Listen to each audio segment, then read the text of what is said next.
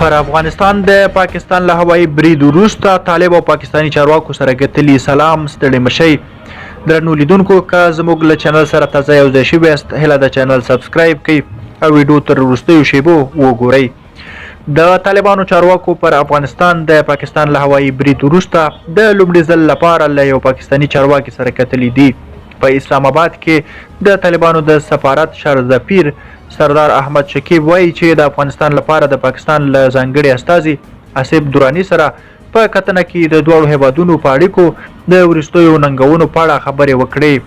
په اسلام آباد کې د افغانستان سفارت پر خپله اکسپاڼه د شکیب له قوله لیکلي چې نوموړی وایي دوی د دواړو هیوادو د سیاسي سوداګریزو اړیکو د احیاو د دواړو ولسونو د اړیکو پر بېلابېلو اړخونو خبرې وکړې. د طالبانو په کنټرول کې په اسلام آباد کې د افغانستان سفارت وایي تېره دوشنبه پر خوست او پکتیا ولایتونو د پاکستان له هوایي حملو وروسته دا لومړی ځل دی چې د دواړو هیوادونو ډیپلوماټان سره ګوري. طالبانو وویل چې په دې حملو کې ټول 8 تنه ملکي وګړي ووژل شول چې 15 ښځې او 3 ماشومان پکې وو. پاکستان ادعا وکړه چې په دې هوایي حملو کې د حافظ ګل بهادر په نوم د پاکستاني طالبانو د یو قومندان مرکزونه په نښه کړل. د طالبانو حکومت د پاکستان هوایي برید د افغانستان پر حریم تیری او یو ناسنجولی اقدام وبله. همداراز د طالبانو حکومت د بهرنیو چارو وزارت په کابل کې د پاکستان سفیر احضار کړ او د دې حملو له کبله یې هغه ته د حکومت احتجاج وسپاره. د سیاسي چارو شنونکي د پوهنتون استاد محمد اسحاق اتمر په دې باور دی چې افغانستان په اوسني حالات کې کمزوری دی او باید له پاکستان سره له هر راز تقابل څخه ډډه وکړي. هغه وایي زما ډیر باور دا نه دی چې د افغانستان اوسنی نظام دی په هغه مرحله کې وي چې له پاکستان سره په جدي تقابل کې وي. دا ټول د یوې لوبې یوه برخه ده او دا لوبه ډیره خطرناکه ده. په هر راز تقابل کې افغانان تاوان کوي. موږ به جګړه ګټو خو خپل هیواد به ورانوو.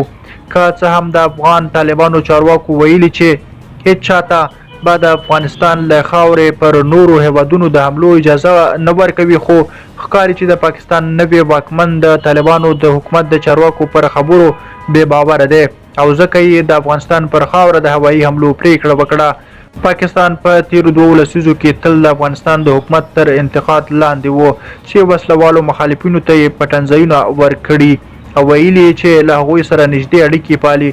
خو د 2021 کال په اګست کې پر افغانستان د طالبانو له واکمنېدو وروسته ناڅاپه د پاکستان او طالبانو اړیکې ترنګلې شوې. په دې ترڅ کې د دواړو لورو ترمنځ څو ځلې د ډیورنډ پر کرښه نښتې وشوې او پاکستاني چارواکو ټرانزیټي لارې بندې کړې. د دې ناندریو په لړ کې د اسلام آباد یو ډیر لوی اقدام دا و چې د تیر 2023 کال په نومبر میاشت کې د هیواد د افغان کډوالو ایستل پیل کړل. په دې ترڅ کې تر دې دمه له 9 میلیون زیات افغان کډوال په جبري ډول له پاکستانه ایستل شوي یا په خپله خوښه افغانستان ته ستانه شوي دي. درنو لیدونکو، له ملتیا مو مننه.